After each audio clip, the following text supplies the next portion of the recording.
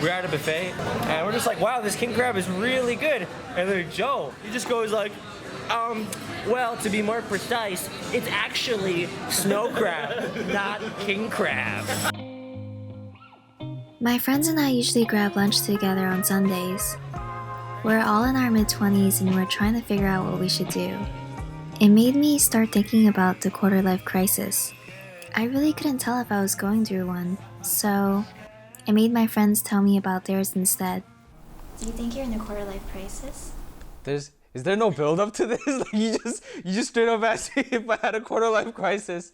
I have to repeat the entire thing. I don't think I'm in a quarter-life crisis. So I guess when I think of quarter-life crisis, it sounds like an anxiety towards that midlife crisis, or you feel the pressure to have to know what you want to do, where you're supposed to be headed. Wait a second, do I have quarter-life crisis? I've been in a quarter-life crisis since I was 21. After I graduated from NYU, I got a full-time position as a human resources assistant at Simon & Schuster, and I hated it. And I was brought to question why I'm doing what I'm doing, for what purposes am I doing this for, and can I see myself dying here? And the answer to that was no. So after 3 months, I moved along. I found myself in another job, to which 8 months later I said, I can't die here either. As an EMT, I just question, am I fit or am I capable of doing this job? Maybe there are other jobs that I might be more confident doing, but whatever I do, there are no jobs out there that I can be super comfortable with, unless I decide to settle. At film school, I had a really fun experience, but then I think it came back to the questions like why am I doing what I do? Even while at my job, I couldn't figure out that answer, other than the fact that I was trying to run away from this idea of not being good enough.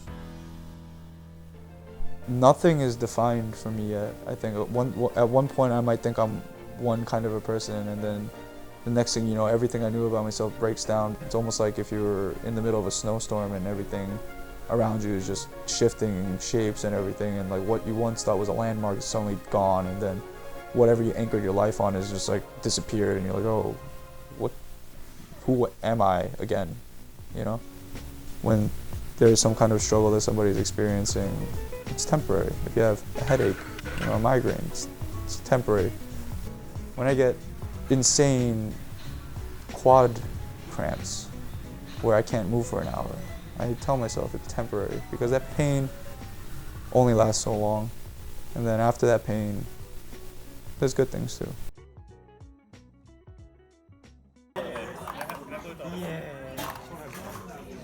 I always started off because I was afraid of how people would see me. And I think it took me a long time to be honest with myself. And I think it's only until recently that I'm able to realize, oh, I can do what I want and it's okay. We barely had 3G back then, so we had to look it up on really slow network connection, and it took a really long time to load, but we're like, Joe, you're gonna be wrong, you're gonna look so stupid. And he was like, look it up, guys, look it up. And he was like telling us some other useless stuff about monarch butterflies. And then we looked it up, and lo and behold, it's exactly as what he had said. We were eating snow crab and not king crab. Maybe from all of this, I'm still not sure how you know if you're going through a quarter-life crisis, or how you're supposed to feel at 25. But I think one thing I'm grateful for is to live life with these guys.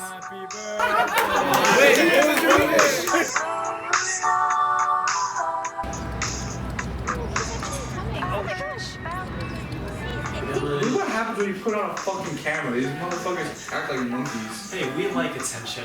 It's because our parents didn't give us enough attention. And now we have to seek it out. It's true, I agree. Look at me, I'm in the movie. No, you're not in it. I Joey's class.